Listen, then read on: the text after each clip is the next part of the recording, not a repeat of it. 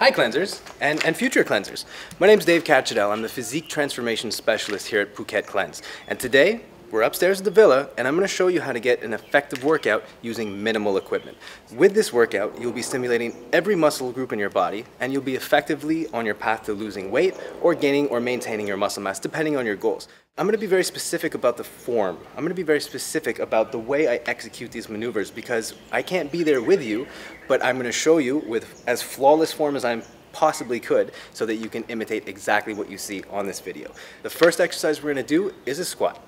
We're going to add a little bit of a progression to this squat because we're trying to maximize our time and maximize our time efficiency here. So we're going to do most exercises as a two-part exercise, so working the lower body and the upper body. And this is what a healthy squat looks like. Shoulders are rolled back, chin is up and frontwards, and you start this maneuver by bending your knees and sticking your butt out the back. It's very important because when you bend your knees and stick your butt out the back, your weight stays centered over your hips, and this will allow you the proper shoulders back posture.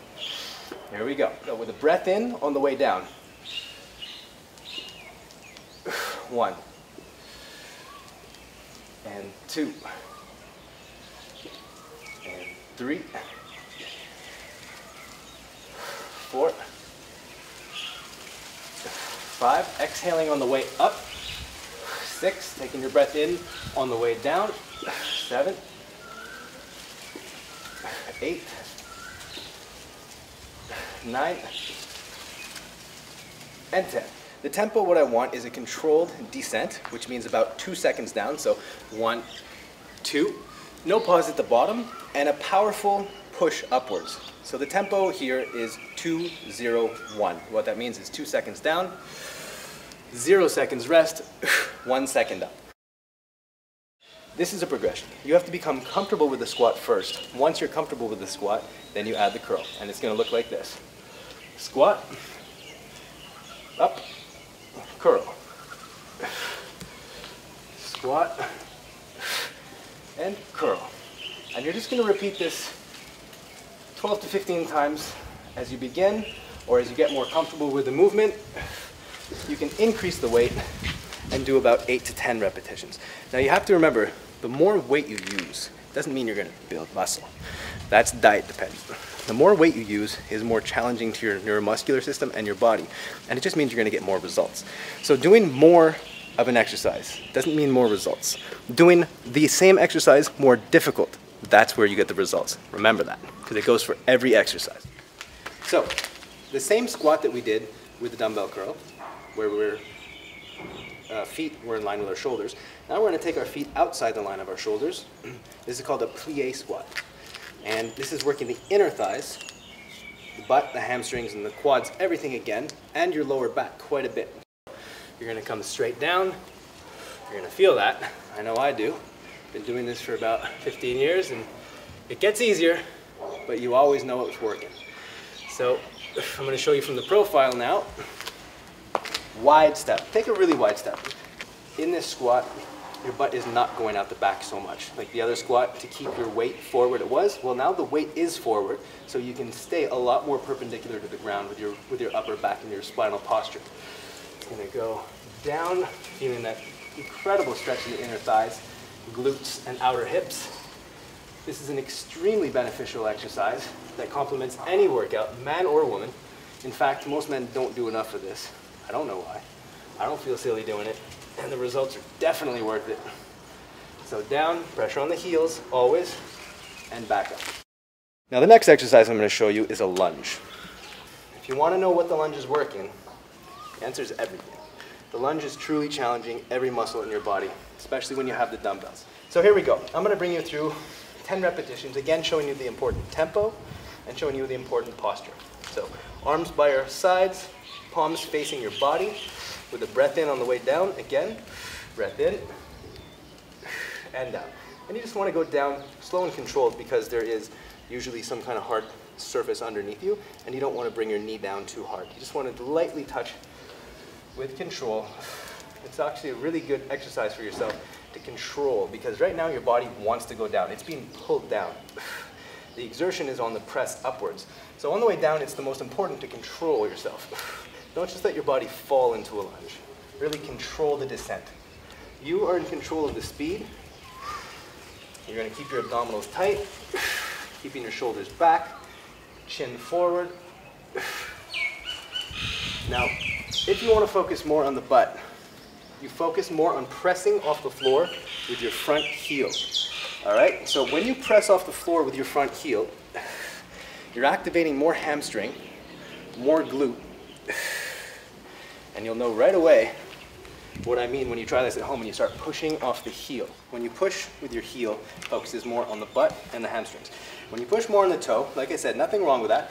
You're just focusing a little bit more on the front of the leg. And you know, if that's what you want to do, if you want to really focus on the anterior muscles of your leg, go for it. I always recommend to switch things up. So maybe one workout, do your 3 sets of lunges, focus on the heel.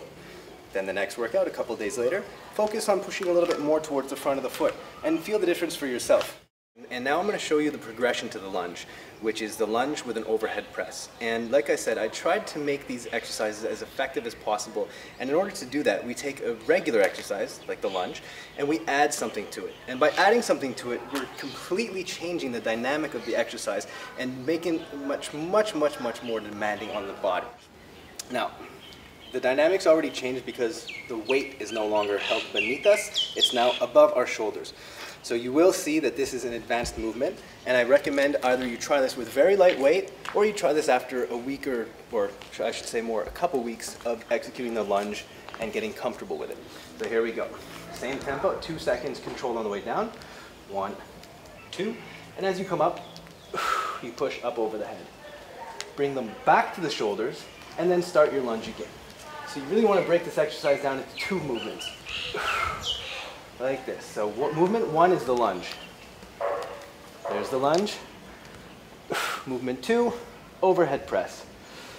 I'm going to continue for 10 repetitions.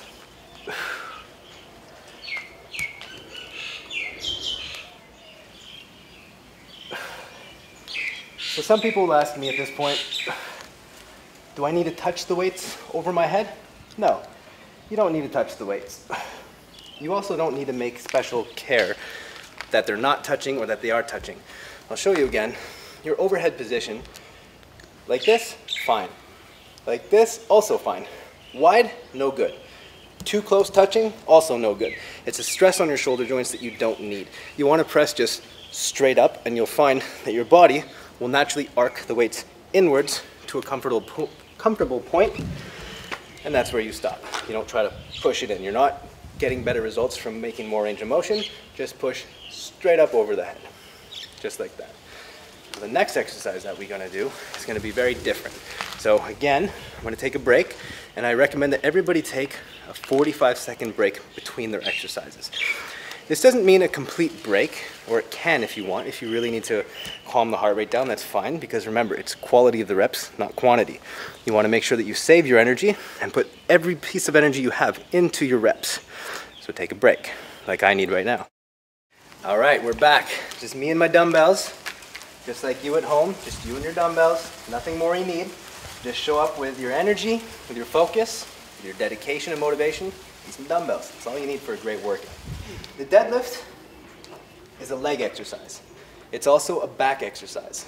And what we want to do with the deadlift is pay specific attention to our curvature of our spine, our shoulder position, and the particular bend in our knees. And I'll explain that in a second because there's more than one way to do a deadlift.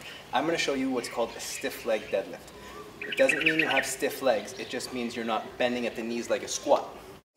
Roll the shoulders back, pressure on the heels, this is important, pressure on the heels, and you're going to maintain that pressure on the heels as you go down. So here we go.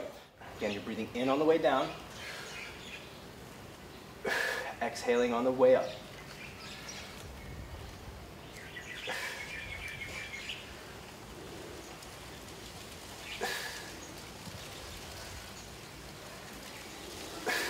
All right, so that is the stiff leg deadlift. It works your hamstrings. It works your butt. It works your butt real good. It works your lower back, which is your postural muscles right above the glutes, going almost up, well, going right up to the middle of the back. And this is an extremely important zone. Everybody is obsessed with the abs. Everybody. How do we get better abs? How do we get better abs? But these same people who ask these questions usually have posture like this, hips forward, and back problems. It's because they do a lot of abs, but they don't do the extension. All right, so when you do a curl, for every one curl you do in the gym, or for every one curl you've done in your life, you should have also done an extension. And I bet you haven't. And if you haven't, your shoulders probably rolled forward, your hips probably tucked forward, and your back probably weak, which also translates to weak and inflexible hamstrings. So I want to change that for you, all right? I want to help you out. I've been doing this for 15 years, and I've seen the same pattern over and over, is overworked abs, underworked lower back. And we're going to change that. And we change that with the deadlift. So I'm going to explain a little bit more about the deadlift, because this is one maneuver that you really want to get right. Where most people go wrong in the deadlift is as they go down, their inflexibility of the hamstrings prevents them from keeping a straight spine, which means, so don't do this, which means as they go down, it pulls the hamstrings, they lose the ability to keep your back straight, and you end up hunching your back and rolling down like this. That is not a deadlift, and it is not safe, but I see it very often.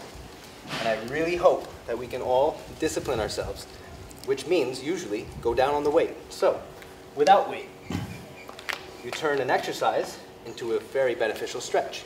The deadlift, hands in front of your body, back completely straight. Now when you feel your back wants to round, that is the limit of your hamstring flexibility. Hamstring, glutes, and lower back, but to the most part, it's your hamstring flexibility. And then come back up. So what I recommend for a lot of people who have trouble with the deadlift is start every morning with a hamstring dynamic stretch, or not a static stretch, which means not just standing there and going down. What I mean by that is take the same movement as the deadlift, like an exercise, but turn it into a stretch. Make your body get used to that stretching feeling and the contraction. Maintaining the posture, shoulders back, butt going out the back, pressure on the heels. You don't want the pressure over the toes, because that's going to cause your whole mechanics of your body to roll forward, and it's probably going to pull your shoulders forward. So, again, this is going to be the prescription for your stretch if you have trouble with the deadlift. Get this exercise right, because when you get this exercise right and you're able to progress and go up on the weight, the results from this workout are incredible. If you train with me, you're going to deadlift. If you train with me, you're going to squat. And these two exercises together will transform your body. All right? So these are not to be underestimated. We will get to more specifics on the website with our literature, so you can read more about how to exactly implement this into an effective workout. So we just went through the deadlift. Now what I'm going to show you is a progression for the deadlift. Just like I showed you with the squat, with the overhead press, this is an exercise that takes an already demanding compound movement and makes it even more challenging, which means even more results.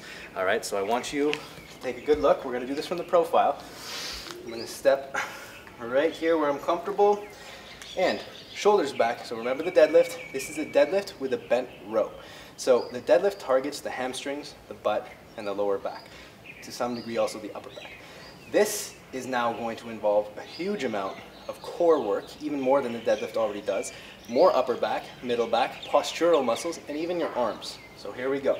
I'm going to go right into a set of 10, because this one you really want to watch and let it soak in, because it's a little bit complicated, because you're training your body already to do the deadlift, and now you're making it do something that's half a deadlift and half something else, so it's a little confusing, but you'll pick it up in no time. Remember, when you want to practice these exercises, practice without weight. Get the technique and the form down. When you're comfortable, then you add the weight. So, shoulders back, pressure on the heels, chin is up, chest is up, and you're ready for your first deadlift with a bent row. And here it is. Breathing on the way down. And up.